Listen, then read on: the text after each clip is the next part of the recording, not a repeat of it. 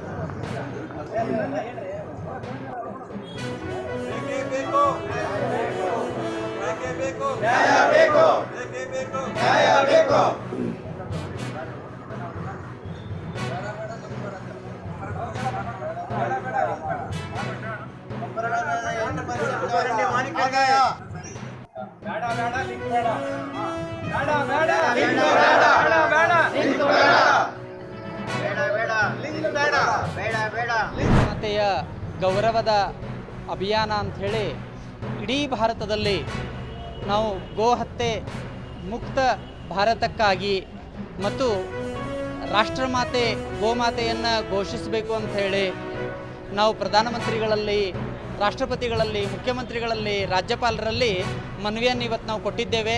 ಉದ್ದೇಶ ಒಂದೇ, ನಮ್ಮ ಭಾರತದಲ್ಲಿ ಗೋಹತ್ಯೆ ಮುಕ್ತ ಭಾರತ ನಿರ್ಮಾಣ ಆಗಬೇಕು. ಕಾರಣ ಪ್ರಕೃತಿ, ದೇವತೆ ಎಲ್ಲವೂ ಹೌದು ನಮಗೆ ಗೋಮಾತೆ. ಇವತ್ತು ದೇಶದ ಬೆನ್ನೆಲುಬು ರೈತ ಅಂತ ಹೇಳ್ತೇವೆ, ಆ ರೈತನಿಗೆ ಬೆನ್ನೆಲುಬು ಈ ಗೋಮಾತೆ, ಗೋವಂಶ. ಹೀಗಾಗಿ ನಮ್ಮ ಸಮೃದ್ಧಿ, ನಮ್ಮ ಆರೋಗ್ಯ, ನಾವೆಲ್ಲವೂ ಪ್ರಕೃತಿ ಇವತ್ತು ಸಮೃದ್ಧಿಯಿಂದ ನಾವು ಇರಬೇಕಾದ್ರೆ ನಮಗೆ ಗೋಮಾತೆಯ ಅವಶ್ಯಕತೆ ಬಹಳ ಇದೆ. ಅದಕ್ಕಾಗಿ ನಮ್ಮ ದೇಸಿ ತಳಿಯ ಹಸುಗಳ ಉಳಿವಿಗಾಗಿ ನಾವು ಈ ಅಭಿಯಾನವನ್ನು ಹಮ್ಮಿಕೊಂಡಿದ್ದೇವೆ. ನಮ್ಮ ವೇದದಲ್ಲಿ ಉಲ್ಲೇಖ ಇದೆ, 108 ತಳಿಯ ಹಸುಗಳು ನಮ್ಮ ಭಾರತದಲ್ಲಿ ಇದ್ವು ಅಂತ ಉಲ್ಲೇಖ ಇದ್ದರೂ ಕೂಡ ಇವತ್ತು ನಮಗೆ ಪ್ರಕೃತಿಯಲ್ಲಿ ಸಿಗತಕ್ಕಂಥದ್ದು ಕೇವಲ 24 ತಳಿಯ ಹಸುಗಳು ಉಳಿದಿದ್ದಾವೆ. ಉಳಿದಿದ್ದೆಲ್ಲವೂ ಪ್ರಕೃತಿಯಿಂದ ಇವತ್ತು ಮಾಯ ಆಗಿಬಿಟ್ಟಿದ್ದಾವೆ. ಇವತ್ತು ಒಂದು ಪ್ರಕೃತಿಯಿಂದ ಮಾಯ ಆಗಿರ್ತಕ್ಕಂಥ ಅಥವಾ ಸರ್ವನಾಶ ಆಗಿರ್ತಕ್ಕಂಥ ಒಂದು ಹಸುವಿನ ತಳಿಯನ್ನು ನಮಗೆ ತಂದು ಕೊಡು ಅಂದರೆ ನಾವು ಇಡೀ ಭೂಮಂಡಲವನ್ನೇ ಕೊಟ್ಟರೂ ಕೂಡ ನಾಶ ಆಗಿರ್ತಕ್ಕಂಥ ಒಂದು ತಳಿಯನ್ನು, ಒಂದು ಗೋಮಾತೆಯನ್ನು ತಂದು ಕೊಡ್ಲಿಕ್ಕೆ ಸಾಧ್ಯ ಇಲ್ಲ. ಅದಕ್ಕಾಗಿ ಈಗ ಉಳಿದಿರ್ತಕ್ಕಂಥ ಈ ಹಸುಗಳನ್ನು ನಾವು ಕಷ್ಟಪಟ್ಟು ನಾವು ಇವತ್ತು ಉಳಿಸ್ಕೋಬೇಕಾಗಿದೆ, ಇಷ್ಟಪಟ್ಟು ಇವನ್ನು ನಾವು ಬೆಳೆಸಬೇಕಾಗಿದೆ. ಅದಕ್ಕೆ ಇದನ್ನು ನಾವು ಪ್ರಧಾನಮಂತ್ರಿಯವ್ರಿಗೆ ಮುಖಾಂತರ ನಾವು ತಹಸೀಲ್ದಾರ್ ಅವ್ರ ಮುಖಾಂತರ ನಾವು ಮನವಿಯನ್ನು ಕೊಡ್ತಾ ಇದ್ದೇವೆ. ಮೋದಿಯವರಲ್ಲಿ ನಮ್ಮದು ಕಳಕಳಿಯ ವಿನಂತಿ ಇದೆ, ಗೋಹತ್ಯೆ ಮುಕ್ತ ಭಾರತ ನಿರ್ಮಾಣ ಆಗಬೇಕು.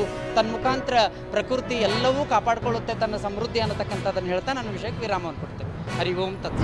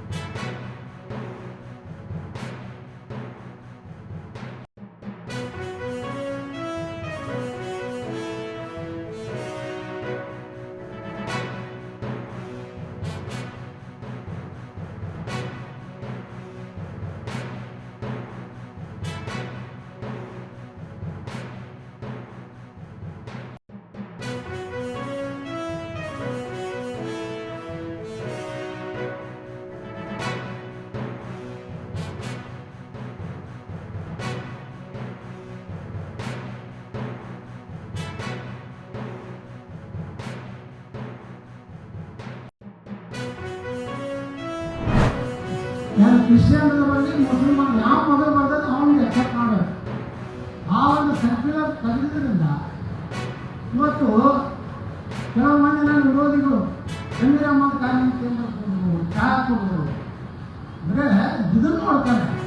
ಅದರ ಹೋದಂಥ ಉದ್ದೇಶ ಏನಿರ್ತದೆ ಯಾವುದೋ ಒಂದು ಸಮುದಾಯ ಕಾರಣ ಆಗಬಾರ್ದು. ಇದೇ ಬಿಜಾಪುರದಲ್ಲಿ ನಮ್ಮ ಯಾವ ಡಿಸಿಯವರ ಮನೆ ಇಲ್ಲ. ಅಭಿನವ ಪಂಪ ನಾಗಚಂದ್ರ ಮಲ್ಲಿನಾಥ ಮಾರ್ಗ ಸೇವೆ ಮಾಡಬೇಕಾದ್ರೆ 20 ವರ್ಷದಿಂದ ನಾವು ಪ್ರಯತ್ನ ಮಾಡ್ತಾವು ಹೋರಾಟ ಮಾಡ್ತಾ ಇದ್ರು. ಯಾರೂ ಧೈರ್ಯ ಮಾಡಿರಲಿಲ್ಲ ಅಲ್ಲಿ ಬೋರ್ಡ್ ಹಾಕಲಿಕ್ಕೆ. ನಾವು ಹೆಂಗೆ ಸಮಾಜದ ಎಲ್ಲರೂ ಬಂದರು, ನಾವು ಹೇಗೆ ಸಿಗ್ತಾರೋ ಬಂದರು, ನಾವು ಹೇಗೆ ನಾಳೆ ಬರ್ತೀವಿ ಬೋರ್ಡ್ ರೆಡಿ ಮಾಡಿ ಕೂರಿಸ್ಬಿಡೋಣಕ್ಕೆ.